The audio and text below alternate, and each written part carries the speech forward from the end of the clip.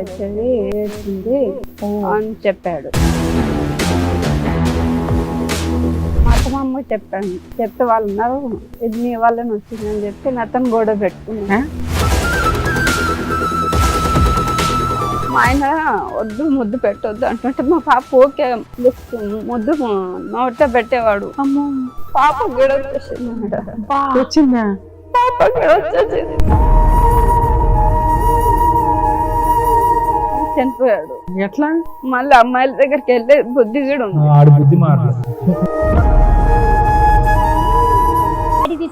బూతులు మాట్లాడద్దు ఇక్కడ. నీ దగ్గర వారసత్వం ఆస్తి 8 ఎకరాలు ఉంది, ఒక ఇల్లు ఉంది. అది నువ్వు సంపాదించింది కాదు, నీ కూతురు సంపాదించింది కాదు. ఆ పిల్లకి ఆస్తుల మాట ఇవ్వడానికి నీ ప్రాబ్లం ఏంటి? ఇవ్వను మేడం. ఇస్తారా? జైలుకి వెళ్తారా చెప్పండి? పైగా ఫేక్ కేసులు ఒకటి వేస్తారా వాళ్ళు బ్లాక్ మెయిల్ చేయడానికి? వాళ్ళ వెనకాల ఎవరు లేరని. వాళ్ళ వెనకాల మేము ఉన్నాం. మా వెనకాల నీ వెనకాల ఆసుకుందా? బయట వెళ్ళి బయటికి వెళ్ళి. కోర్టులో ఏం చేస్తానో చూద్దు గానీ నేను ఈ కేసు ఇక్కడ సెటిల్మెంట్ కూడా చేయను. మీ అబ్బాయిని పెళ్లి చేసుకుని 11 ఏళ్ళు అవుతుంది. అమ్మాయి 11 ఏళ్ల నుంచి దాని మీద రూపాయితో సహా వసూలు చేస్తా. అసలు వాళ్ళ మీద హెరాస్మెంట్ కేసేద్దాం, పోలీసులు ఫోన్ చేయండి. నమస్తే. సుమన్ టీవీ సమర్పిస్తున్న పద్మవ్యూహం కార్యక్రమానికి స్వాగతం. మరి ఈ కార్యక్రమంలో మనతో పాటు ఉన్నారు ప్రముఖ హైకోర్టు అడ్వకేట్ రమ్యాకుల గారు. నమస్తే మేడం. నమస్తే అండి. ప్రముఖ సైకియాట్రిస్ట్ డాక్టర్ కళ్యాణ్ చక్రవర్తి గారు. నమస్తే సార్. నమస్తే మేడం. సార్, మేడం లక్ష్మి గారు ఆవిడ సమస్య చెప్పుకోవడానికి ఇక్కడి వరకు వచ్చారు. ఆవిడ సమస్య ఏంటో అడిగి తెలుసుకుందాం. నమస్తే అండి. నమస్తే మేడం. ఎక్కడి నుంచి వస్తున్నారు? మేము ఇక్కడ హైదరాబాద్ లో ఉంటాం. హైదరాబాదేనా? అవును. మీతో పాటు ఎవరెవరు వచ్చారండి? మా తమ్ముడు వచ్చాడు, మా అత్త వచ్చి, మా మర్దలు వచ్చి. చెప్పండి అమ్మా, ఏంటి మీ సమస్య? నాకు పెళ్లి 10 సంవత్సరాలు అవుతుంది మేడం. ఆ పెళ్లి అయినాక సంవత్సరానికి పాప పుట్టింది. పాప పుట్టినాక మా ఆయన బాగా తాగి కొట్టడం ఇది చేయడం చేశాడు మేడం. చాలా టార్చర్ మేడం, అసలు తట్టుకోలేకపోయేదాన్ని. రోజు తాగొచ్చి గొడవ పెట్టుకున్నాం. మా అత్త మామ కూడా టార్చర్ చూపించేవాళ్ళు, హెరాస్మెంట్ చేసేవాళ్ళు. మీ ఆయన ఏం పని చేసేవాడు? లేబర్ పని చేసేవాడు మేడం. నువ్వేమన్నా పని చేస్తావా? నేను ఇళ్ళలో పని చేస్తాను మేడం. అరేంజ్డ్ మ్యారేజ్ అమ్మా మీది? అవును సార్. పెద్దలు నిర్ణయించారు. అవును. ఒక బాబా మీకు? పాప. పాప. ఓకే. ఇప్పుడు 9 years పాప. సో మొత్తం అంతా తాగుడు కొట్లాట్లు దీని మధ్యనే జరిగింది 10 సంవత్సరాలు. తర్వాత ఏమైంది అంటే ఇట్లా నాకు బాగాలేదు అని చెప్పిండు. బాగాలేదని చెప్తే ఏమైందమ్మా అంటే హాస్పిటల్కి వెళ్దామంటే హాస్పిటల్ తీసుకెళ్ళాను. ఎన్నేళ్ల క్రితం ఇది? 5 ఏళ్ల కింద. 5 ఏళ్ల కింద. బాగాలేదు నాకు 6 నెలలకు ఒకసారి అట్లా బాగాలేదంటే హాస్పిటల్ తీసుకెళ్తే తాగుతున్నాడు కదా, బాడీ మొత్తం చెకప్ చేపిమంటే చేపించాను. ఒక డాక్టర్ దగ్గర తీసుకెళ్తే చెప్తే అక్కడ ఆయన చెప్పాడు, ఆయనకు HIV AIDS ఉంది అని చెప్పాడు. అని చెప్పినాక ఇంకా నాకు ఏం అర్థం కాలేదు, ఏం చేసుకోవాలో అర్థం కాలేదు. మా అత్తమ్మ చెప్పాను, చెప్తే వాళ్ళు ఉన్నారు, ఇది నీ వల్లనే వచ్చిందని చెప్పి అతను గొడవ పెట్టుకున్నా. కాదమ్మా, నీకు మెడికల్ పాప పుట్టినప్పుడు టెస్టులు చేస్తుంటారు కదా కామన్ గా, అట్లాంటివి చేస్తారమ్మా ఎట్లయినా కానీ. సో అప్పుడు నీకు ఏ ప్రాబ్లము లేదు. మీ ఆయనకి హెల్త్ బాగోపోవడం వల్ల టెస్టులు చేయిస్తే HIV అని తెలిసింది. అదే మిమ్మల్ని ఎందుకు ఎలిగేషన్ చేస్తున్నారు? మరి మీరు కూడా టెస్ట్ చేయించుకున్నారా? అది కాదు మేడం, మా అత్తమ్మ చెప్పాను నేను. అవును, చెప్తావు కామన్. చెప్తే ఎక్కడికి వచ్చింది ఎట్లా వచ్చింది అని ఆయనకి అడిగారు, నన్ను ఏమనలే. అప్పుడు వాళ్ళ ఆయనకే అడిగారు. అడిగితే అన్న నాకు తెలియదు అత్తయ్య, మరి ఎక్కడి నుంచి వచ్చిందో, బాగా తాగుతున్నాడు కదా, మరి ఎక్కడి నుంచి ఎవరి దగ్గరికి వెళ్ళారో అని చెప్పాను. అయితే కాదులే నేను ఇక్కడికి వెళ్ళి వచ్చిందని గొడవ పెట్టుకున్నాను. నేను ఏదో రకంగా హెరాస్ చేయాలి కాబట్టి ఇది కూడా నీ అకౌంట్ లో ఇస్తారు.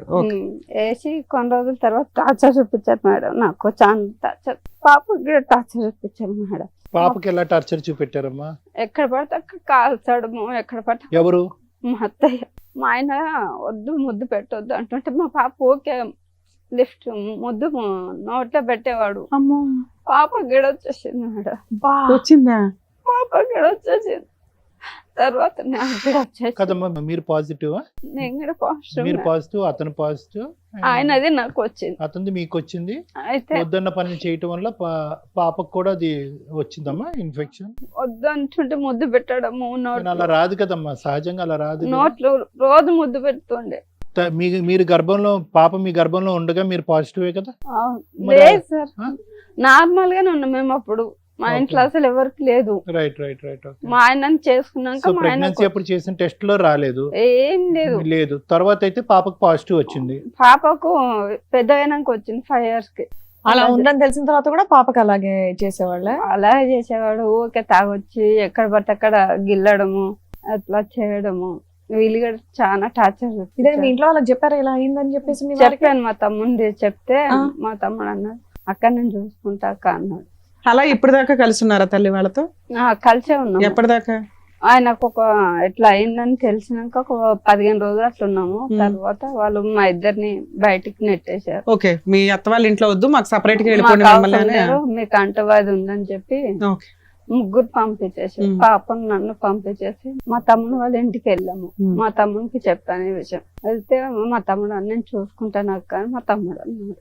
అక్కడ డైలీ పని చేసుకుంటూ స్టార్ట్ చేశారు. అక్కడ ఇళ్ళలో పని చేసుకుంటూ పాపను చదివిస్తూ ఉన్నాను. చాలా రోజుల తర్వాత మా ఆయన మీ తమ్ముడికి తెలుసా ఇట్లా మీకు ఇట్లా వచ్చింది అని? చెప్పాను మొత్తం చెప్పారా? పాపం తెలిసినా ఆయన ఒక కుటుంబాన్ని రెంట్ కి ఇప్పించి చేయించారు.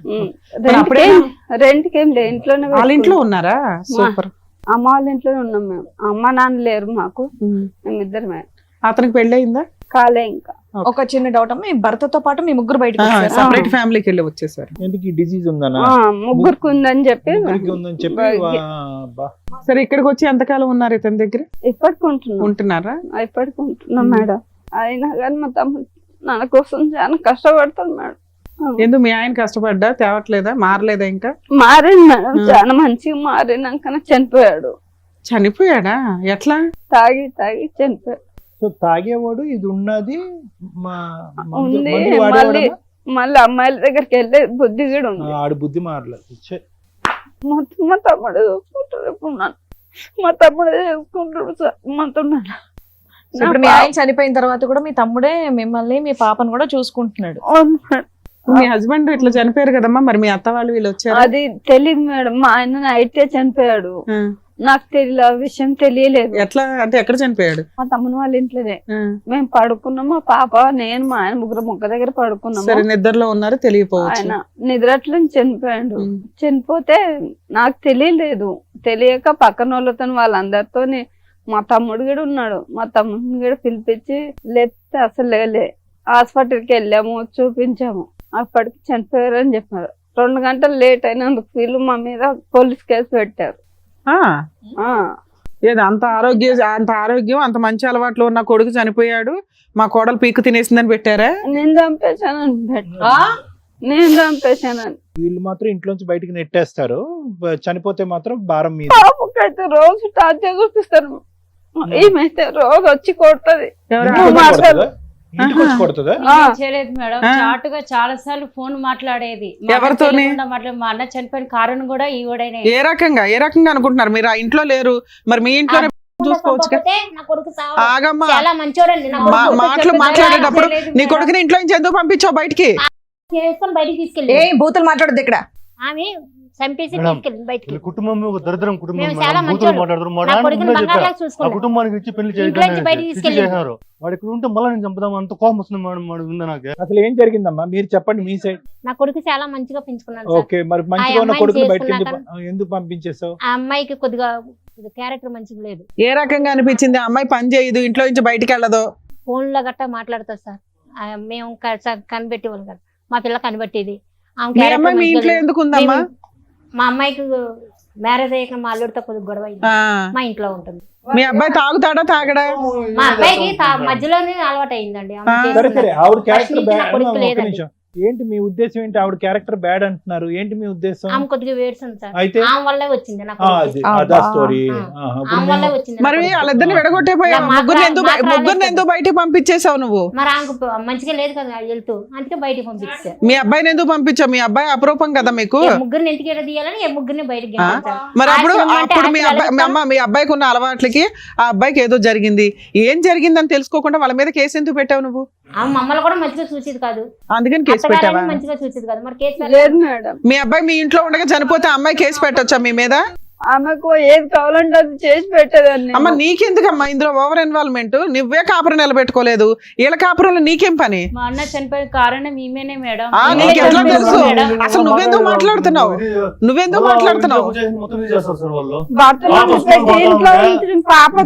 పాప ఉంది మీకు, ఇప్పుడు 3 సంవత్సరాలు పాప ఉంది. లక్ష్మి గారు, మీ వారికి ఈ వ్యసనం ఉంది ఆడవాళ్ళ దగ్గరికి వెళ్ళటం అనేది ఎప్పుడు తెలిసింది మీకు? నాకు పెళ్ళైనాక సంవత్సరానికి పాప పుట్టినాక 1 year కి తెలిసింది. 1 year కి తెలిసింది. అప్పుడు చెప్పారా వీళ్ళకి ఇలా నాకు ఉంది? చెప్పలే అసలు. ఎందుకు చెప్పలేదు? మీరు చెప్పాలి కదా. ఇప్పుడు వాళ్ళు వచ్చి వేలు నీ వైపు చూపెడుతున్నారమ్మా, నీ క్యారెక్టర్ బ్యాడ్ గా ఉంది కాబట్టి లేదు అటు సార్. నుంచి ఇటు వచ్చిందని అభాండం వేస్తున్నారు నీ మీద. నువ్వు నీ కరెక్టే భర్త సార్. యొక్క క్యారెక్టర్ బ్యాడ్ ఉందని చెప్పి అప్పుడే చెప్పాలిగా. తాగుడంటే నేను కనిపిస్తుంది. చెప్పాను తాగుడు ఉన్నది ఇదంతా నాకు ముందు ఎందుకు చెప్పలేదు అని చెప్పాను. నేను ఇలా అడిగాను ఆడవాళ్ళతో తిరుగుతారు అని కూడా చెప్పారా? ఆ విషయం నాకు తెలియదు సార్. మరి మా అక్కకి ఏం తెలియదు సార్. ఆ విషయం అరేంజ్డ్ మ్యారేజ్. అవును, మా ఇంట్లో వాళ్ళు వాళ్ళ ఇంట్లో వాళ్ళు వేరే పెద్ద మంది చూసి రైట్ చేసినారు. రైట్. మా అక్క మా నాన్న చెప్పినట్లు చేసుకునింది. మా నాన్న చెప్పిన నుంచి చేయొద్దు, వాడు ఒక దరిద్రం, నా కొడుకు దరిద్రం కుటుంబం అనేసి ఎందుకంటే చేసినాడు. మా అక్క జీవితం నాశనం చేసింది కాక మళ్ళీ ఇప్పుడు వాళ్ళ ఇంట్లో వాళ్ళతో ఇదే వస్తుంది. అవును అవును. మా అక్క కూతురు పుట్టింది. ఆ కూతురు పరిస్థితి ఏం కావాలో ఏం, నేను రోజు కూలి పని పోతాను సార్. ఇప్పుడైతే పోయిస్తాను, సంపాదిస్తాను. రేపు కూతురు పెద్ద పాప అయితే ఆ పాప పెళ్లి చేయాలన్నా ఇది చేయాలన్నా వాళ్ళ తరతరాల ఆస్తులు ఉంటాయి కదా సార్. దాంట్లో ఏమన్నా ఏంటంటే మీకు రాదు, మీకు పోదు, మీరు కేసులు పెట్టుకోండి, ఏమన్నా చేసుకోండి, మిమ్మల్ని కొడితేస్తాం చంపేస్తాం అనేసి వీళ్ళిద్దరు బెదిరించడం. వీళ్ళిద్దరు మిమ్మల్ని బెదిరిస్తారు. ఉన్నది ఆ కూతురు ఒకటేనా ఇప్పుడు మీకు? అప్పనంగా ఆస్తి కొట్టేద్దామని వీళ్ళ తెలివితేటలు. నా కొడుకు ఇది నేను ప్రేమగా పెంచుకున్నా ఇదేనా అమ్మ నువ్వు చూపించే ప్రేమ? మరి ఏం చేస్తారు మేడం? ఆ? ఆమె వల్ల వచ్చింది. ఆ, సరే వాళ్ళని పంపించేసావు. పంపించేసిన తర్వాత మళ్ళీ నా కొడుకు వస్తాడా? ఆ? నా కొడుకు వస్తాడా? ఎవరి వల్ల మీ చనిపోయాడు? కొడుకు ఆమె మీ వల్ల కొడుకు చనిపోయాడు. అలవాట్లు ఎక్కువ చేశారు. బయటికి తీసుకెళ్ళిందని మంచిగా ఉండాలి. మరి నా కొడుకు బయటికి ఎవరు తీసుకెళ్లారు? నన్ను ఎవరు చూస్తారు? బయటికి ఎవరు నువ్వు కదా తీసుకెళ్లారు? బయటికి తరిమేశావు. నువ్వు కదా పంపించేసావు మరి ముగ్గురు ఆమె బయటికి. ఏడుస్తుంది, ఆంటీకి బయటికి నువ్వేం పంపిస్తే. చెప్పాలో అవే చెప్పడానికి వచ్చావా ఏంటి ఇక్కడ ఫిక్స్ అయిపోయి? కాదు మేడం, మేము అడిగే వాటికి ఒక్కదానికి నువ్వు ఆన్సర్ చెప్పట్లా, ఒక్కదానికి మీరు చెప్పట్లే. న్యాయం చెప్పండి మేడం, అమ్మా, నేను న్యాయం చేస్తా. నీ దగ్గర వారసత్వ ఆస్తి 8 ఎకరాలు ఉంది, ఒక ఇల్లు ఉంది. అది నువ్వు సంపాదించింది కాదు, నీ కూతురు సంపాదించింది కాదు. మీ కూతురికి ఎంత రైట్స్ ఉన్నాయో మీ అబ్బాయికి అంతే రైట్స్ ఉన్నాయి. నీ కూతురు పిల్ల వారసులకి ఎంత రైట్స్ ఉన్నాయో వీళ్ళ వారసులకి అంతే రైట్స్ ఉన్నాయి. ఆ పిల్లకి ఆస్తుల బాట ఇవ్వడానికి నీ ప్రాబ్లం ఏంటి? ఏమని మేడం? ఇవ్వు. చాలా టార్చర్ చేసేది మేడం. ఏ నువ్వు ఆపవమ్మా, ముందు నీ కాపురం నువ్వు నిలబెట్టుకో, తర్వాత వాళ్ళ కాపురంలో నిప్పులు పోద్దు గాని.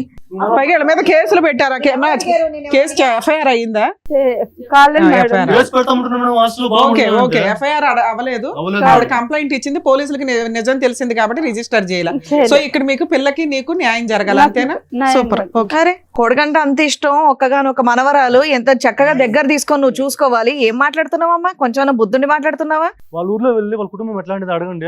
ఒక్కరన్నా మంచి కుటుంబం అని చెప్తే అంతే. మీరే ఇది చేయండి మేడం. అట్లాగే అట్లాగే. అట్లా బతికిన కుటుంబం మేడం వాళ్ళదే. మా నాన్న చెప్పిన ఎందుకంటే పెళ్లి చేసినాడు. వాళ్ళ ఆయన రోజు ఇంటికి వచ్చి రామ్మా తీసుకెళ్తా అని చెప్తాడు. నేను రాను, మా అమ్మ దగ్గర ఉంటా అంటది. నాకు ఆమె టార్చర్ ఎక్కువైపోతుంది. పోన్లేమ్మా, మీరు ఆల్రెడీ 5 years నుంచి బయట ఉంటున్నారు. ఇప్పుడు నీకు కావాల్సింది ఏంటంటే ఆస్తిలో వాటా. నా ఇంతే పాపకు నాకు అంతే అమ్మా, నీ జీవితం మా పాపకి అక్కకి లేకపోతే పర్వాలేదు మేడం. అలాగే బాగా అలాగే కూర్చొని ఇలా చేయండి మేడం. అలాగే చాలు. అలాగే. మీరు అడిగేది న్యాయంగానే ఉంది. ఇప్పుడు ఏం చెప్పాలనేది డాక్టర్ గారు, అడ్వకేట్ మేడం చెప్తారు, వినండి సార్. చాలా మంచి పని చేసావు లక్ష్మి. ఇక్కడికి వచ్చి అవును. ఇప్పుడు కాదు, 2 years బ్యాక్ మీ భర్త ఎప్పుడైతే చనిపోయాడో అప్పుడే నీ పోరాటం మొదలవ్వాలి. వీళ్ళతో తెగదింపలేదు. ఎందుకంటే వీళ్ళు మనుషులా ఈరోజు ఒక చనిపోయినటువంటి వ్యక్తి మీద ఈరోజు వీళ్ళు పాలిటిక్స్ ప్లే చేసుకుంటూ మానవత్వం లేకుండా రకరకాల మాటలు మాట్లాడేటటువంటి వీళ్ళు మనుషులా? వీళ్ళు ఎవరితో పోల్చాలి వీళ్ళని? పైపెచ్చి ఏంటంటే ఒక ఆడదానికి మీ ఆయన్ని అంటే ఒకటమ్మా, చాలా బాధగా ఉంది లక్ష్మి. నీ భర్త మీ నాన్నగారు చేసినటువంటి తప్పు మీరు కంటిన్యూ చేశారు. పిల్లలు తెలుసో తెలియకో నాకు తెలియదు. ఎందుకు ఒక కుటుంబం కరెక్ట్గా లేనప్పుడు, ఆ కుటుంబం యొక్క పరిస్థితులు, ఆ చరిత్ర భాగవతాలు మనకు బాగా తెలిసినప్పుడు ఎందుకు ఏదో ఊడి పడిపోతుంది అనేటటువంటి విధంగా, ఈ సంబంధం కాకపోతే ఏ సంబంధం దొరకదనే విధంగా పెళ్ళి ఎందుకు చేస్తారు? ఏదేనమ్మా, నేను చెప్పేది ఒకటేనమ్మా, 99 కారణాలు గొప్ప కుటుంబం అని మనకు తెలుస్తుందమ్మా. ఒక్క కారణం చెడ్డ కుటుంబం అని తెలిస్తే కనుక విత్డ్రా అయిపోవాలి. ఎందుకంటే జీవితాంతం చేసేటటువంటి ప్రయాణం, నేను ఎప్పుడు అందరికీ అదే చెప్తా ఉంటాను. మీరు కొలమానం చేసినప్పుడు అవతల కుటుంబం ఎలా ఉంది, ఇది మన సరితూగేదా, కరెక్ట్ సంబంధం కాదా అని తెలుసుకునేటప్పుడు ఒక్క అంశం చెడు అంశం కనిపిస్తే కనుక విత్డ్రా అయిపోండి. అనవసరంగా మీ పిల్లల ప్రాణాలు తీసుకెళ్లి పనంగా పెట్టకండి. ఇక్కడ జీవితం సర్వనాశనం అయింది. ఏదైతే సమాజంలో అది కరెక్ట్ కుటుంబం కాదు అనుకుంటుందో, భర్త మీ మొగుడు కరెక్ట్ కాదు, మీ అత్త కరెక్ట్ కాదు, మీ మొగుడు చెల్లెలు కరెక్ట్ కాదు. ఎవరు కరెక్ట్ గా ఉన్నారు ఇక్కడ? ఇల్లు సరే, ఆ అమ్మాయి జీవితంలో ఏదో XYZ జరిగిందండి, రకరకాల గొడవలు జరిగినాయండి, అందు గురించి ఆ అమ్మాయి ఈ రోజు ఇక్కడ కూర్చుంది అని మాట అనొచ్చు. ఓకే, అక్కడ భర్త మోసం చేశాడు. ఆ అమ్మాయి పేరు నేను అడగలే. ఆ అమ్మాయి భర్త మోసం చేశాడు, కాదన్నట్లేదు, అది వేరే గొడవ.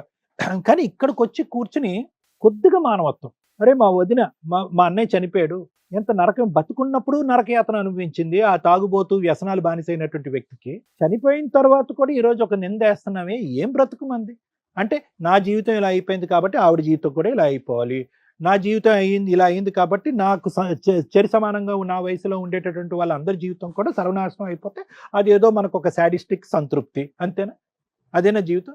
అయినా కానీ పిల్లల్ని మిమ్మల్ని అనే లాభమ్మా, పెంచేటటువంటి విధానం, పిల్లలు ఎలా ఎదుగుతున్నారు, తాగుతున్నారా, తిరుగుతున్నారా, వ్యసనాలకు లోనవుతున్నారా? అటువైపు ఒక ఆడపిల్ల వెళ్ళి ఒక మొగుడితో సరిగ్గా కాపురం చేయకపోతే అక్కడ సరిదిద్దకపోయి ఇక్కడ భర్తకి కోడలికి కొడుక్కి కోడలికి హెచ్ఐవి వచ్చింది, కూతురు మనవరాలకు కూడా హెచ్ఐవి వచ్చింది. ఆ పసిప్రాణం ఏం తప్పు చేసిందమ్మా? మీ వాడు చెడు వ్యసనాలకు లోనయ్యి అటు ఇటు తిరిగితే కనుక అనవసరమైనటువంటి చేయకూడనటువంటి పనులన్నీ చేయటం వల్ల ఆవిడకు వచ్చింది.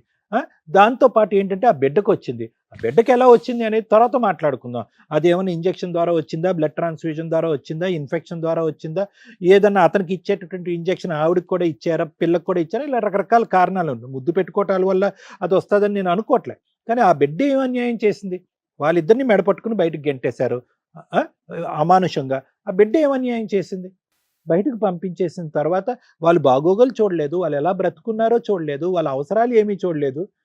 మీరు కేవలం ఏంటంటే ఒక తాగేటటువంటి ఒక కొడుకుని, వ్యసనాలకు బానిసయ్యేటటువంటి కొడుకుని ఇంతకాలం మీరు భారం మోసారు కాబట్టి ఆ భారాన్ని ఇంక మోయలేక వాడిని బయటకు మెడపట్టి గెంటేసి మేము సేఫ్ అనేటటువంటి స్వార్థపూరితమైనటువంటి ఆలోచన. ఎలాగ చచ్చిపోతాడని తెలుసు, అది నేను ముందే చెప్తున్నాను. మీ కొడుకు ఉండేటటువంటి వ్యసనాలకి, బానిసత్వానికి ఆయుష్ తగ్గించుకోవటమే కానీ పెంచుకునే పరిస్థితి లేదు. దానికి కూడా మీరు మెంటల్గా ప్రిపేర్ అయ్యారు. ఏదైతే కక్ష సాధింపు ఆ అమ్మాయి మీ ఇంట్లో ఉండగా వచ్చిందో, వీళ్ళు ఎప్పుడైతే ఫ్రీ బర్డ్స్గా బయటకు వెళ్ళి బతుకుతున్నారో అది కూడా మీరు ఓర్వలేకపోయారు. ఈ అమ్మాయి మీద ఏదో విధంగా కక్ష సాధింపు చేయాలి అని అనుకున్నారు. అది మీ కొడుకు మరణం ద్వారా ఆ కక్ష తీర్చుకునేటటువంటి ప్రయత్నం చేశారు. టామ్ కొట్టారు, ఊరు వాడ అంతా కూడా గట్టిగా అరిచారు. అదిగో ఆవిడ వల్లే చచ్చిపోయింది, ఆవిడ వల్లే చచ్చిపోయింది. ఆవిడకి వ్యసనాలు ఉన్నాయా? అవన్నీ మీరు చూసారా లైవ్లో? మీ కొడుకు అంశం మేము కనుక్కున్నాం, మొత్తం ప్రపంచాన్ని అందరికీ తెలుసు. అది కూడా ఆవిడ మీద దుమ్మెత్తిపోస్తున్నారు. ఈ మాట ఆ నోట ఈ నోట విని ఆ బిడ్డ చెవుని పడితేనమ్మా తల్లికి ఏమైనా గౌరవం ఉంటుందా? మీ నోర్లు ఏ స్థాయిలో ఉన్నాయంటే కనుక ఆ చంటి బిడ్డ కూడా మీ మాటే నమ్మి, అరే అదిగో మా అమ్మకి ఇన్ఫెక్షన్, ఇప్పుడు కాదు ఒక వయసు వచ్చిన తర్వాత, అదిగో మా అమ్మకి XYZ ఇన్ఫెక్షన్ ఉంది, ఆ XYZ ఇన్ఫెక్షన్ మా నాన్నకి ఇచ్చింది, మా నాన్నతో పాటు నాకు ఇచ్చింది, కాబట్టి మా నాన్న లేకపోవటానికి కారణం మా అమ్మే అని చెప్పి కసి కోపం పెంచుకోదు జీవితాంతం ఆ బిడ్డ ఆ తల్లి మీద. ఏం నేర్చుకున్నారు మీరు జీవితం గురించి పాఠాలు? ఇదేనా బ్రతుకు? ఆ బిడ్డ జీవితాన్ని అలా నాశనం చేసావు, ఈ కొడుకు జీవితాన్ని ఇలా నాశనం చేసావు. ఇప్పుడు ఏంటంటే మీకు వంశోద్ధారకుడు లేకుండా పరిస్థితికి వచ్చా, మొత్తం అన్నీ ఇలాగా అనగదొక్కేసి ఏం సాధిద్దాం అనమ్మా? ఇప్పుడు వాళ్ళ బ్రతుకు తెరువుకి అమ్మ తల్లి భిక్షాంతి అనేటటువంటి పరిస్థితిలో ఉంటే వాళ్ళకి రావాల్సినటువంటి ఆస్తి కూడా నువ్వు తినేసి కాజేయాలనుకుంటున్నావా? ఏమ్మా ఎంత కావాలమ్మా కడుపు నిండటానికి?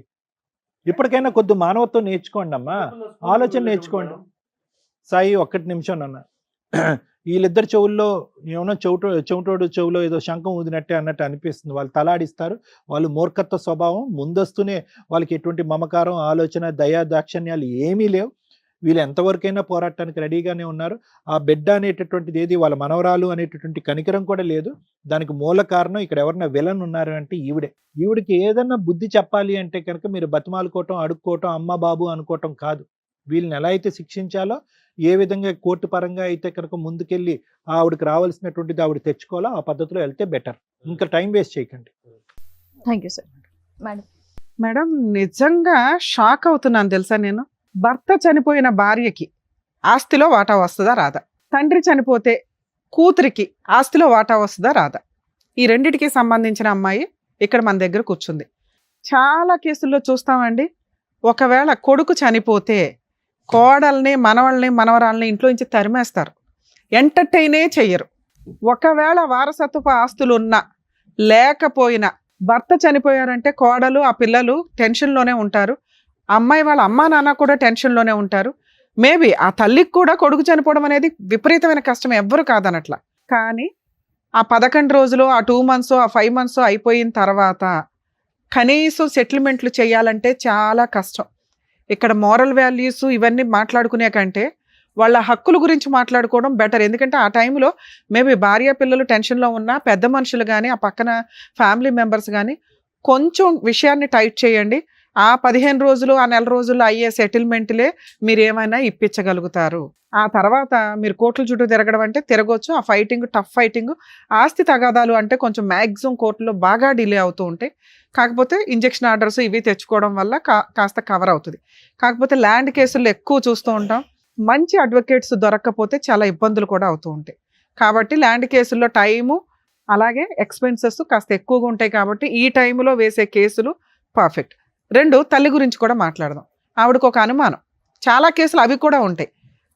కోడలి హెరాస్మెంట్ వల్ల కొడుకులు సూసైడ్ అటెంప్ట్స్ చేసుకోవడం, చనిపోవడం, కోడళ్ళ అక్రమ సంబంధం వల్ల వాళ్ళు టెన్షన్ తట్టుకోలేక సూసైడ్లు చేసుకోవడం, లేకపోతే వీళ్ళే మర్డర్ చేసేయడం, ఇవన్నీ జరుగుతూ ఉంటాయి.